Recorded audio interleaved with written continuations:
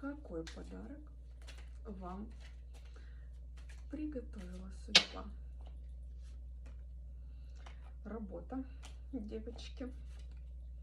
Работа заканчивается, девочки, заканчивается период безработицы и безденежья, да.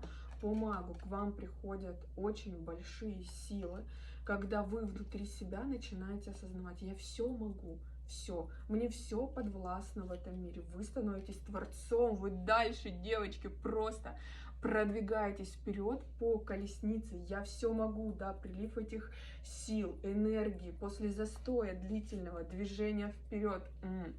По императрице вы осознаете, причем свою красоту, свою привлекательность, да, приходят деньги, приходят подарки. То есть вы начинаете даже копить деньги, откладывать. То есть изобилие начинает расти и идти к вам.